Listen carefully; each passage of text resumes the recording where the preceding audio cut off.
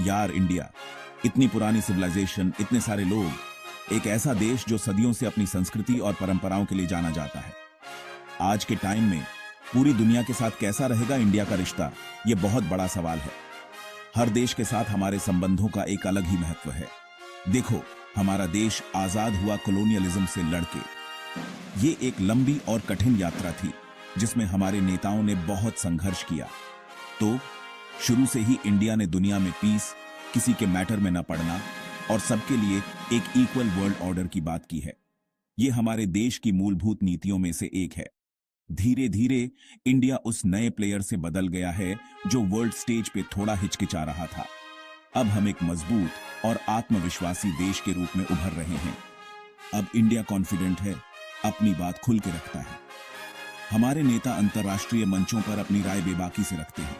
तो आज हम यही देखेंगे कि आजादी के बाद से इंडिया की फॉरेन पॉलिसी कैसे बदली है, कैसे हमने अपने सिद्धांतों को बनाए रखते हुए अपने संबंधों को मजबूत किया है, क्या नए काम किए हैं, कौन से देश हमारे क्लोज पार्टनर्स बने हैं और बदलते हुए वर्ल्ड में इंडिया क्या रोल प्ले कर रहा है। ये सब जानना बहुत जरूरी है। नॉन अलाइंड मूवमेंट से लेकर आज के प्लूरिलैटरल फोरम्स तक इंडिया ने हमेशा अपना एक अलग रास्ता बनाया है। हमने हमेशा अपनी स्वतंत्रता और संप्रभुता को प्राथमिकता दी है। ऊपर से इंडिया की तेजी से बढ़ती इकोनॉमी, टेक्नोलॉजी में तरक्की और यंग पॉपुलेशन ने तो इंडिया को और भी पावरफुल बना दिया है। ये सब मिलकर हमें एक नई दिशा में ले जा रहे हैं। आज के इस कॉम्प्लेक्स वर्ल्ड में ये समझना बहुत जरूरी है कि इंडिया की फॉरेन पॉलिसी कैसी रही है, कैसे हमने अपने हितों को साधते हुए वैश्विक चुनौतियों का सामना किया है। ये सिर्फ इंडिया के लिए ही नहीं, पूरी दुनिया के लिए इंपॉर्टेंट है। हमारी नीतियों का प्रभाव वैश्विक स्तर पर महसूस किया जाता है। इंडिया की फॉरेन पॉलिसी की कहानी बहुत इंटरेस्टिंग है। इसमें कई मोड़ और उतार चढ़ाव हैं जो इसे और भी रोमांचक बनाते हैं। ये दिखाती है कि देश के अंदर क्या चल रहा है और दुनिया में पावर कैसे शिफ्ट हो रही है। हमारे निर्णय और नीतियां वैश्विक शक्ति संतुलन को प्रभावित करती हैं। ये एक ऐसी कहानी है जिसमें परिवर्तन भी है, निरंतरता भी, आदर्श भी है और व्यावहारिकता भी। ये हमारे देश की विकास यात्रा का एक महत्वपूर्ण हिस्सा है। ये एक ऐसे देश की कहानी है जो दुनिया में अपनी जगह बनाने की कोशिश कर रहा है। एक ऐसा देश जो अपनी पहचान और महत्व को स्थापित करने के लिए निरंतर प्रयासरत है। 1946 में जब इंडिया को आजादी मिली, तब दुनिया में कोल्ड वॉर शुरू हो गया था। यह एक ऐसा समय था जब पूरी दुनिया दो ध्रुवों में बंटी हुई थी। पूरी दुनिया दो तरफ बंट गई थी। एक तरफ थे यूनाइटेड स्टेट्स और दूसरी तरफ सोवियत यूनियन। दोनों ही महाशक्तियां अपने अपने गुटों में देशों को शामिल करने की कोशिश कर रही थीं। ऐसे में पंडित जवाहरलाल नेहरू जी ने इंडिया के लिए एक अलग रास्ता चुना, नॉन अलाइनमेंट, यानी किसी भी तरफ न होना। नेहरू जी का मानना था कि इंडिया को अपनी स्वतंत्रता और संप्रभुता को बनाए रखना चाहिए, लेकिन इसका यह मतलब नहीं था कि इंडिया न्यूट्रल रहेगा या कुछ नहीं करेगा। नॉन अलाइनमेंट का मतलब था कि इंडिया अपनी नीतियों और निर्णयों में स्वतंत्र रहेगा, बल्कि ये तो इंडिया का अपनी आजादी और अपने फैसले खुद लेने का तरीका था। नेहरू जी ने इसे एक सक्रिय और सकारात्मक तटस्थता के रूप में देखा। इंडिया न तो यूएस के ग्रुप में गया, न ही सोवियत यूनियन के साथ। इससे इंडिया को दोनों महाशक्तियों के बीच संतुलन बनाए रखने का मौका मिला। इससे इंडिया अपनी मर्जी से सोच सकता था और काम कर सकता था। ये नीति इंडिया को अपनी स्वतंत्रता और संप्रभुता को बनाए रखने में मददगार साबित हुई। इंडिया का ये आइडिया बहुत से नए आजाद हुए देशों को पसंद आया। इन देशों ने भी अपनी स्वतंत्रता और संप्रभुता को बनाए रखने के लिए नॉन अलाइनमेंट को अपनाया। एशिया, अफ्रीका और लैटिन अमेरिका के देशों ने मिलकर नॉन अलाइंड मूवमेंट यानी एनएएम बनाया। ये एक ऐसा मंच था जहां ये देश अपनी आवाज उठा सकते थे। पर यार, ये कोल्ड वॉर का जमाना था। हर तरफ तनाव ही तनाव था। महाशक्तियों के बीच संघर्ष और प्रतिस्पर्धा का माहौल था। हर तरफ टेंशन ही टेंशन थी। इस माहौल में नॉन अलाइनमेंट की नीति को बनाए रखना एक बड़ेढ़ी चुनौती थी। ऐसे में सिर्फ नॉन अलाइनमेंट से काम नहीं चलता था। हमें अपनी सुरक्षा और विकास के लिए अन्य उपाय भी करने पड़ते थे।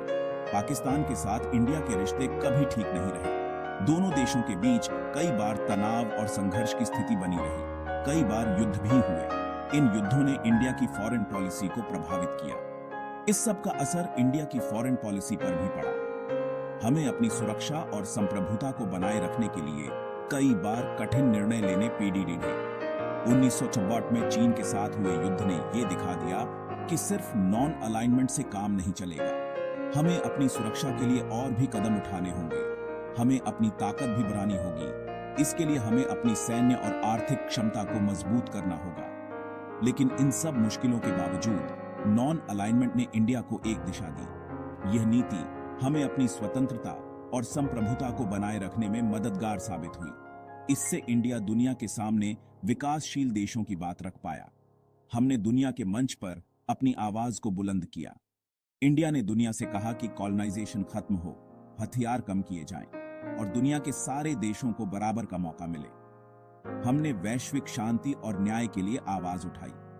आज भी जब दुनिया में इतने सारे पावर हैं, तब भी नॉन अलाइनमेंट का असर इंडिया की फॉरेन पॉलिसी पर देखने को मिलता है। यह नीति हमें अपनी स्वतंत्रता और संप्रभुता को बनाए रखने में मदद करती है। जब कोल्ड वॉर खत्म हुआ तो दुनिया में एक नया दौर शुरू हुआ। इस नए दौर में वैश्विक राजनीति और अर्थव्यवस्था में बड़े बदलाव देखने को मिले। ग्लोबलाइजेशन का जमाना आ गया, एशिया का दबदबा बढ़ने लगा और दुनिया में नए नए पावर उभरने लगे। एशिया ने अपनी आर्थिक और राजनीतिक ताकत को बढ़ाया, जिससे वैश्विक मंच पर उसकी भूमिका महत्वपूर्ण हो गई। इंडिया ने भी अपनी इकोनॉमी को खुला छोड़ दिया। 1991 में आर्थिक सुधारों की शुरुआत हुई, जिसने भारत को वैश्विक अर्थव्यवस्था का हिस्सा बना दिया।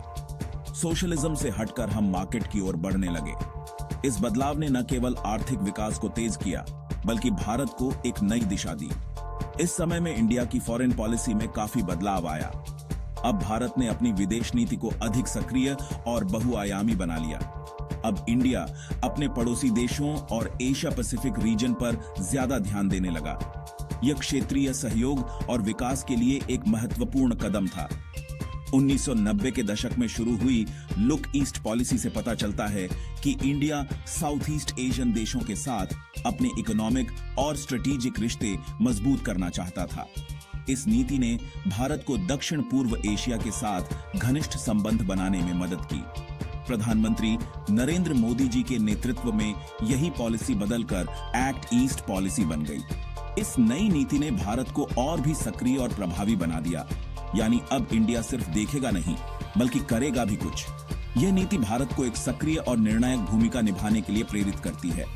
इंडिया साउथ ईस्ट एशिया के साथ इसलिए भी अपने रिश्ते मजबूत कर रहा है क्योंकि दोनों को एक दूसरे से फायदा हो सकता है। यह सहयोग आर्थिक, सांस्कृतिक और सुरक्षा के क्षेत्रों में लाभकारी है।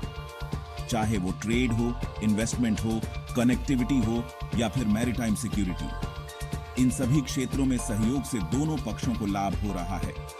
इंडिया की एक्ट ईस्ट पॉलिसी सिर्फ एक रीजनल स्ट्रैटेजी नहीं है, यह एक व्यापक दृष्टिकोण है जो भारत को वैश्विक मंच पर एक महत्वपूर्ण खिलाड़ी बनाता है। यह दिखाता है कि इंडिया अब यह समझ गया है कि इंडो पैसिफिक रीजन ही दुनिया का सबसे इंपॉर्टेंट जियोपॉलिटिकल सेंटर बनने वाला है। इस क्षेत्र में स्थिरता और सुरक्षा बनाए रखना भारत के लिए महत्वपूर्ण है। चीन इस रीजन में अपना दबदबा बढ़ा रहा है। चीन की बढ़ती शक्ति और प्रभाव ने क्षेत्रीय संतुलन को बदल दिया है। ऐसे में इंडिया चाहता है कि वो अपने दोस्त देशों के साथ मिलकर इंडो पैसिफिक को एक फ्री, ओपन और इंक्लूसिव रीजन बनाए रखे। यह सहयोग क्षेत्रीय स्थिरता और विकास के लिए आवश्यक है। बे ऑफ बंगाल से लेकर साउथ चाइना सी तक इंडिया अपनी मौजूदगी बढ़ा रहा है। यह उपस्थिति भारत की रणनीतिक और आर्थिक हितों की रक्षा के लिए महत्वपूर्ण है। मैरीटाइम कोऑपरेशन को बढ़ावा दे रहा है। समुद्री सुरक्षा और सहयोग को मजबूत करना भारत की प्राथमिकता है। इंडिया ये साफ करना चाहता है कि वो रीजनल सिक्योरिटी को मजबूत बनाने में एक महत्वपूर्ण भूमिका निभाएगा। यह भूमिका भारत को एक विश्वसनीय और जिम्मेदार साझेदार के रूप में स्थापित करती है। यार, ये तो ठीक है कि लुक ईस्ट और एक्ट ईस्ट पॉलिसीज की खूब चर्चा होती है, लेकिन इंडिया की फॉरेन पॉलिसी सिर्फ पूरब की तरफ ही नहीं देखती।